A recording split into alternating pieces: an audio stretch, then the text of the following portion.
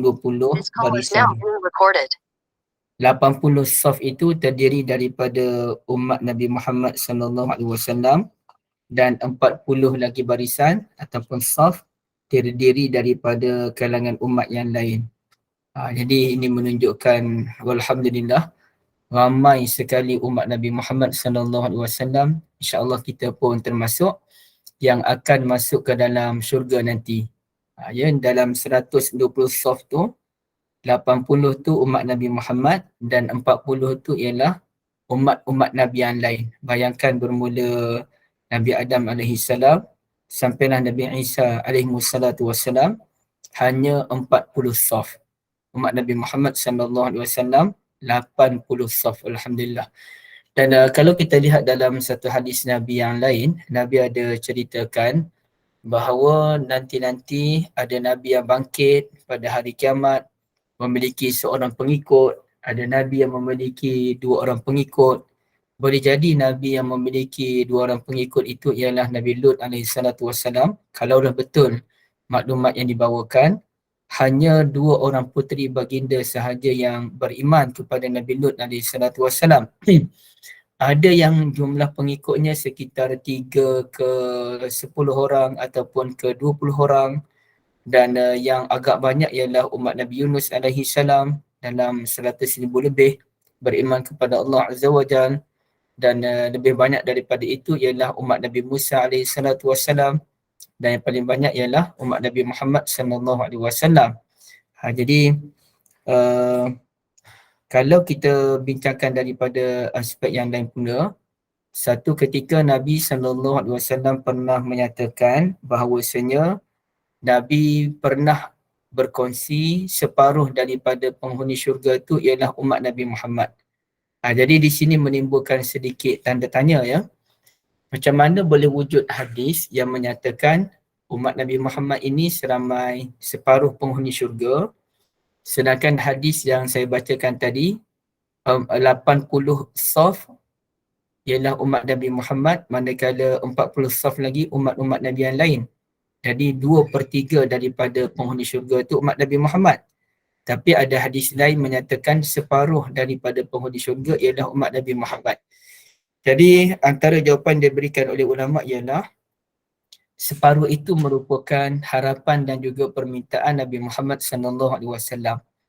Di peringkat Nabi, Nabi memang berharap agar separuh daripada umat baginda, separuh daripada manusia itu ialah umat Nabi Muhammad. Separuh daripada penghuni syurga umat Nabi Muhammad. Itu merupakan harapan dan juga permintaan Nabi Muhammad sallallahu alaihi wasallam. Tapi apa yang diberikan oleh Allah Azza wa Jalla lebih daripada itu, iaitu Allah Ta'ala mengurniakan 2/3 daripada penghuni syurga merupakan umat Nabi Muhammad sallallahu alaihi wasallam. Alhamdulillah. Baik, kemudiannya hadis yang ke bab yang kelima ya. Bab yang kelima iaitu berkenaan dengan perigi Nabi Muhammad sallallahu alaihi wasallam. Baik. Bila kita bincang tentang perigi, kita bonda-bonda sekalian, kita siapa ingat kita belum bincang lagi tajuk ni kan? Ke dah bincang sebenarnya? Belum lagi Ustaz.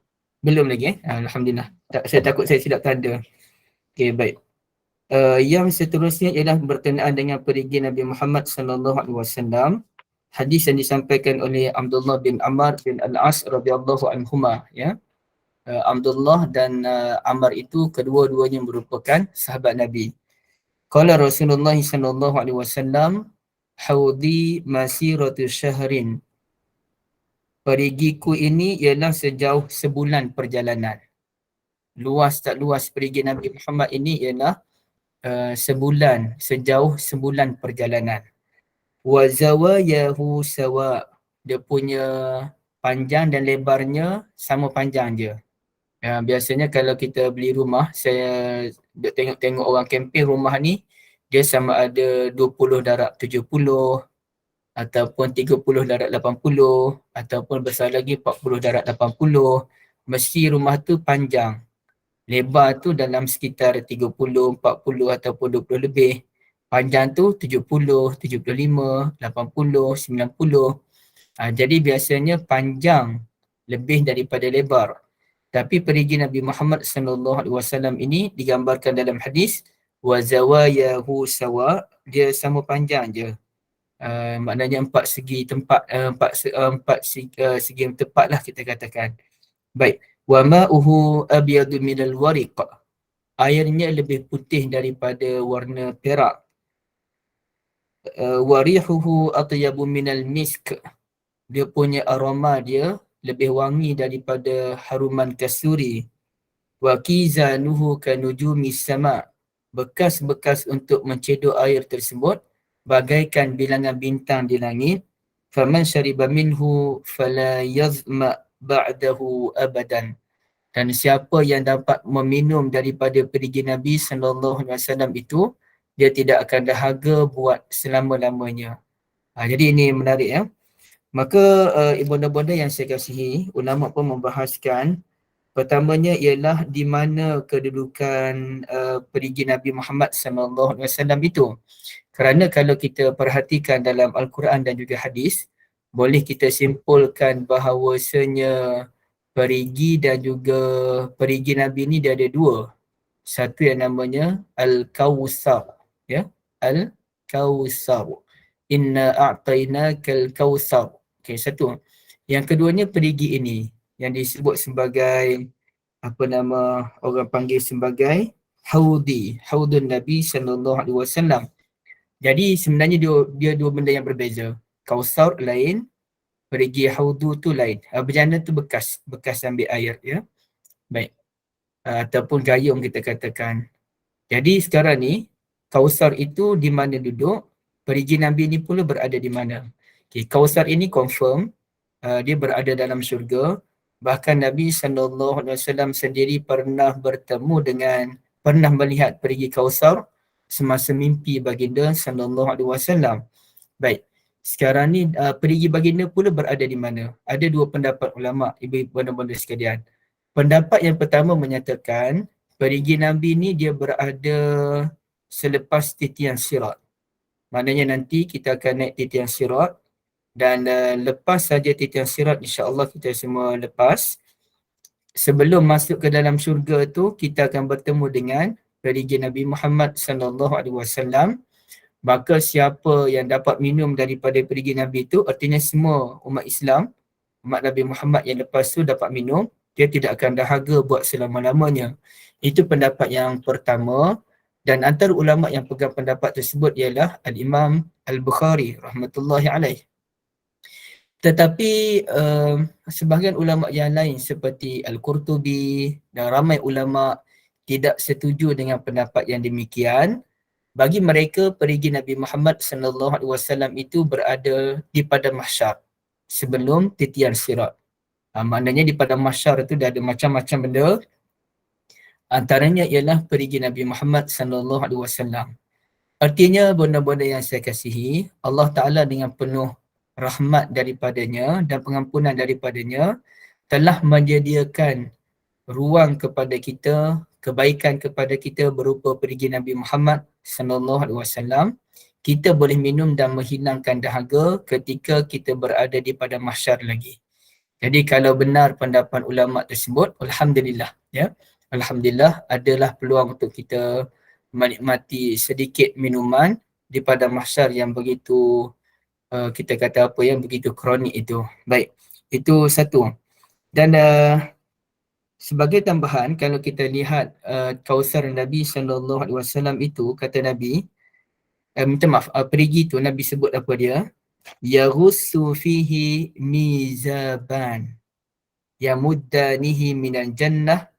Dia perigi itu dia ada aliran dia. Jadi kemungkinan perigi Nabi ni alirannya daripada perigi Kausar, sungai Kausar. Jadi Kausar itu ada dalam syurga, jadi dia ada empangan dia tu ataupun aliran airnya yang air daripada Kausar itulah yang pergi ke perigi Nabi daripada mahsyar itu. Baik. Ahaduhuma min zahabin wal akharu min wariqin. Satu aliran air itu dibuat daripada emas dan satu lagi dibuat daripada perak. Jadi perigi Kausar itu, perigi Nabi itu sebenarnya dia berpunca daripada Kausarun Nabi SAW dalam syurga. Baik. Kemudiannya ulama juga membahaskan, adakah Nabi Muhammad sallallahu alaihi wasallam sahaja yang memiliki perigi di padang mahsyar itu, ataupun nabi-nabi yang lain pun ada perigi yang sama? Maka ada hadis Nabi riwayat daripada Tirmizi, dia sebut apa dia? Inna likulli nabiyyin hawdan. Sesungguhnya setiap nabi itu dia ada perigi masing-masing. Wa innahum yatabahuna ayyuhum aktsaru waridatan. Dan setiap nabi itu dia akan rasa bangga, berbangga-bangga, siapakah yang paling ramai pengikutnya yang datang untuk minum daripada perigi tersebut. Wa inni arju an akuna aktsarahum waridah, dan saya berharap sayalah orang yang paling ramai dikunjungi oleh manusia untuk minum daripada perigi. Maknanya Nabi berharap umat baginda lah yang paling ramai. Setiap umat ni dia ada perigi masing-masing, dan kita akan pergi ke perigi Nabi Muhammad sallallahu alaihi wasallam. Namun hadis itu dianggap dhaif oleh sebahagian ulama, dan ada juga ulama yang beranggapan hadis itu bertaraf hasan. Okey, dhaif ni macam mana? Dhaif ni maknanya hadis itu lemah. Hadis yang lemah ni dia ada dua kategori. Satu lemah yang tidak keterlaluan, dipanggil lemah ringan, dan satu lagi tu amat lemah. Jadi hadis ini dia lemah yang ringan sahaja. Dan ada juga ulama yang menyatakan hadis setiap Nabi itu ada perigi alaihissalam, hadis itu bertaraf hasan. Hasan ini macam mana? Hasan ini bermaksud hadis yang dia tidak mencapai darjat yang sahih, tapi dia lebih baik daripada hadis yang dhaif. Dan dia boleh dijadikan sebagai hujjah. Baik. Kemudiannya, benda-benda yang dirahmati Allah sekalian, untuk mendapat air daripada perigi Nabi Muhammad sallallahu alaihi wasallam ada beberapa perkara yang perlu kita lakukan, dan ini disebutkan sendiri oleh Nabi sallallahu alaihi wasallam dalam hadis baginda, ada 3 ya, paling kurang. Satunya ialah menjauhi segala perkara bid'ah dan kerosakan dalam agama ya. Kata Nabi dalam hadis Bukhari, la yaridanna alayya aqwamun a'rifuhum wa ya'rifuni thumma yuhalu baini wa bainahum.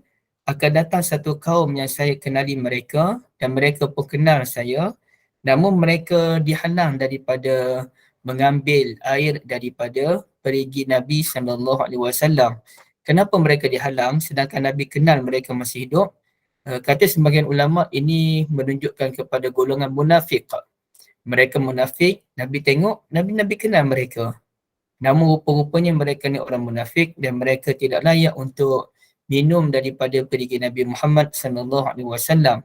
Jadi antara puncanya juga orang-orang yang dilarang itu menurut hadis yang lain kerana mereka melakukan perkara-perkara yang tidak baik, ataupun mereka melakukan perkara yang tidak pernah dilakukan oleh Nabi sallallahu alaihi wasallam berupa bid'ah. Okey, apa contohnya?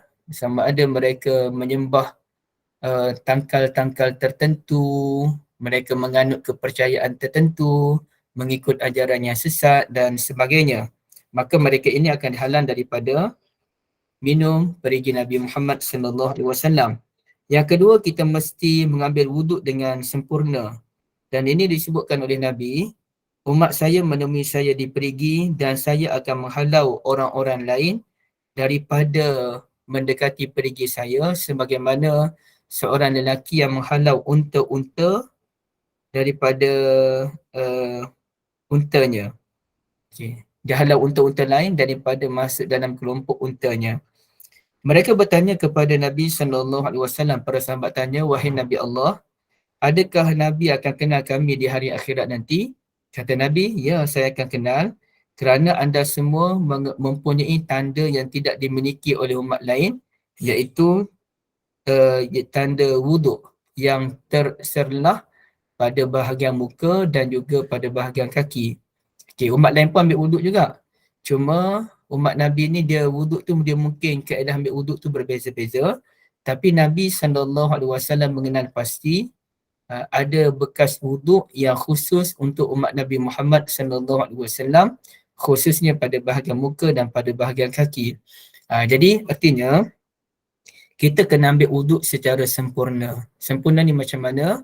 Basuhan yang betul, basuhannya sebanyak 3 kali, dan kita seboleh mungkin kita buat perkara-perkara sunat seperti berkumur, masukkan air ke dalam hidung, ya. Kita buat semua benda itu, tidak melakukan pembaziran pada air, baca bismillah sebelum berwuduk dan baca doa, asyhadu an la ilaha illallah wahdahu la syarikalah wa asyhadu anna Muhammadan abduhu wa rasuluh.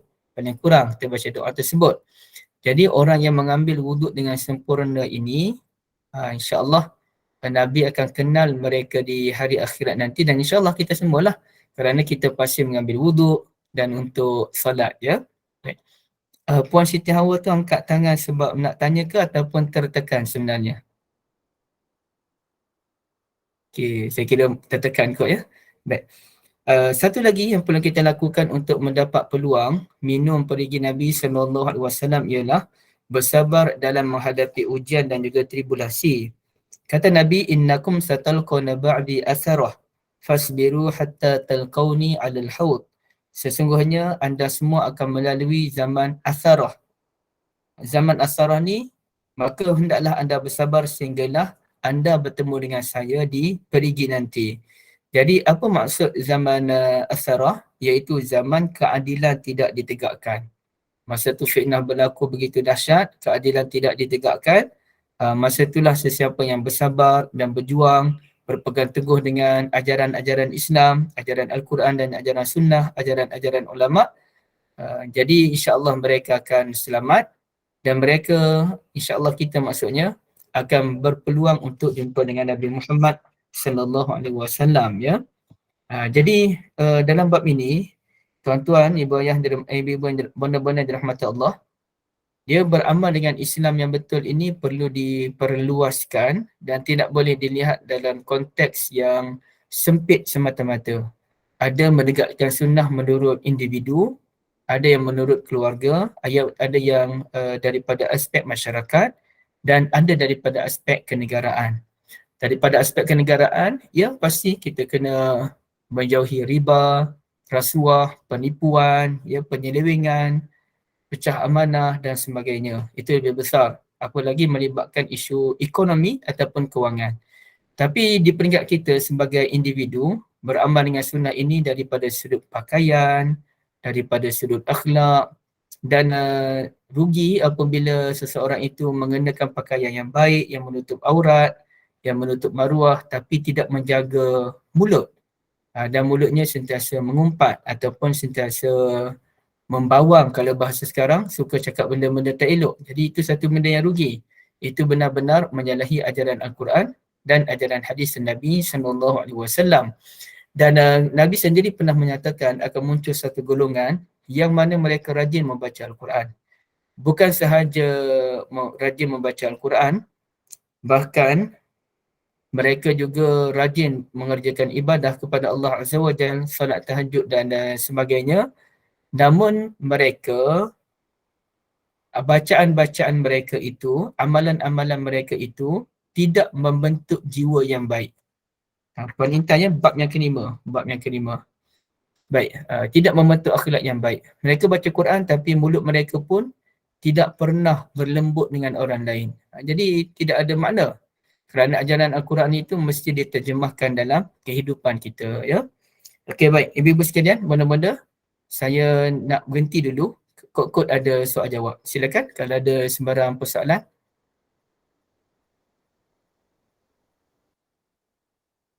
Tak ada, Benda-benda dah dapatkan belum buku ni? Siapa yang belum dapat, boleh dapatkan buku, ya.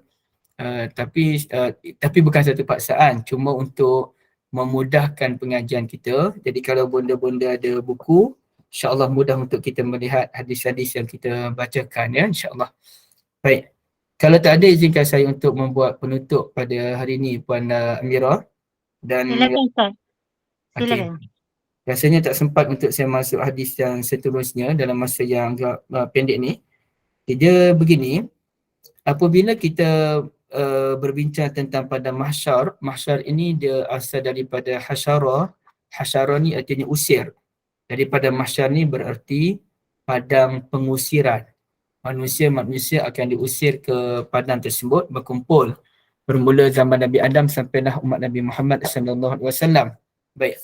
Jadi apabila kita berada di padang mahsyar itu, ada beberapa golongan yang akan mendapat naungan daripada Allah Azza wa Jal, keselamatan daripada kepanasan, daripada peluh yang begitu banyak, yang menghasilkan bau yang tidak menyenangkan pasti, sampaikan ada yang tenggelam dalam peluh sendiri, ya.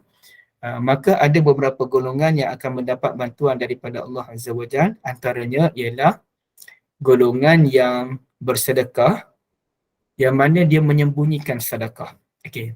Kenapa saya nak sebut isu sedekah? Isunya begini, pada masa sekarang, benda-benda sekalian, kita mendapati orang suka untuk mempamerkan sedekahnya dengan dia mengambil video dan pada masa tu orang penuh puannya, orang terlalu ramai. Dia bukannya kita boleh duduk relax-relax di situ, ya. Boleh gambarannya macam orang haji yang penuh orang, kita nak bergerak pun payah. Baik. Jadi sekarang ni orang suka ambil video bila bersedekah. Bukan video dia sahaja, bahkan dia bergambar dengan fakir miskin, anak yatim.